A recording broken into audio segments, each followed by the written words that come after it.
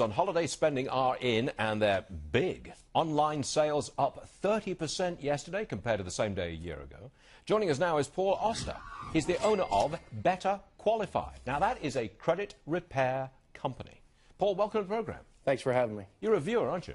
I am. So you know what to expect? I do. Okay, this is combat. That's why I'm sweating. Okay. I put it to you, you do credit repair for individuals and for companies. Yes. It's in your interest for people to go deep into debt and to need credit repair. You are cheering on this consumer society. You are cheering on Black Friday selling and buying when people can't afford to buy, aren't you?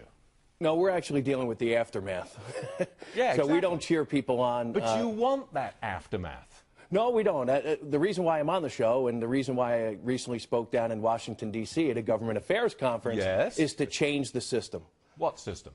The credit bureaus and the credit reporting system. What's wrong with it?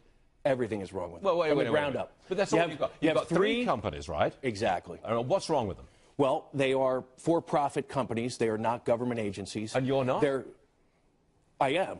But I also don't control the lives of 300 million people. So you have three repositories that collect the data on all of us as consumers. Then you have a separate company, the Fair Isaac Corporation, that generates our credit scores.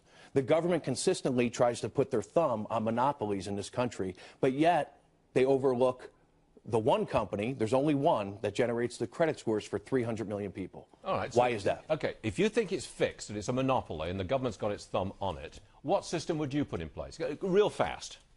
I would probably follow the guidelines of the Consumer Financial Protection Bureau. And what they're doing is they're going to try and come up with a better system. I'm the first person to agree that we need a tool to measure 300 million people.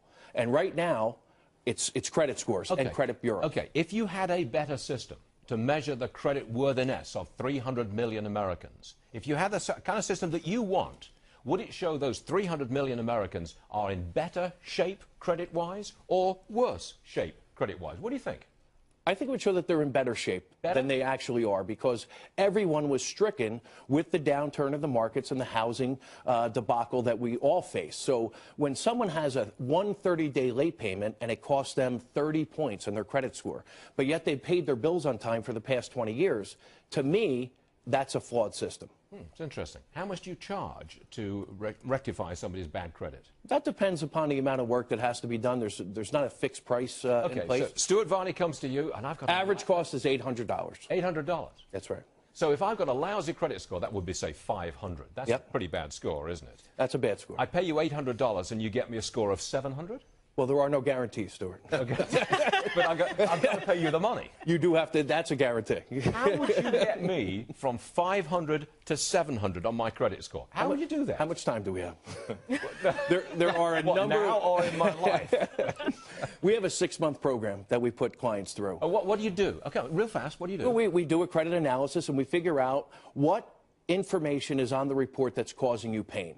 The latest research actually shows... Okay. Do you then go to the credit reporting company and say, hey, Stuart Varney, he's not such a bad guy. Ease up in that area. He will pay that bill. What we do is... He'll pay a certain amount on that bill. Well, what we say to the credit bureaus is, if you wish to continue to report that information, you have to verify and validate it. You have to make it accurate and timely. And unfortunately, the credit bureaus, quite frankly, do a terrible job of that. Okay, look, I haven't paid my bills, right? I've got a lousy credit score of 500. I just have not paid. I'm in debt up to my eyeballs. You can't fix that, can you? No, I can't. For $800, you can't. Can you fix it for $8,000? No, not for $80,000. We would refer you to either a bankruptcy attorney or a credit counseling service. Just real quick, Paul, I'm really scared when you start to say the government should be in charge of this kind of stuff. It sounds like, to me, better. So maybe you should try to create a company to compete against Fair Isaac. But I like where your head's at. I know people in banking, and you're talking about this one. You want to give it from one entity to another single entity. No, I just think it should be more regulated.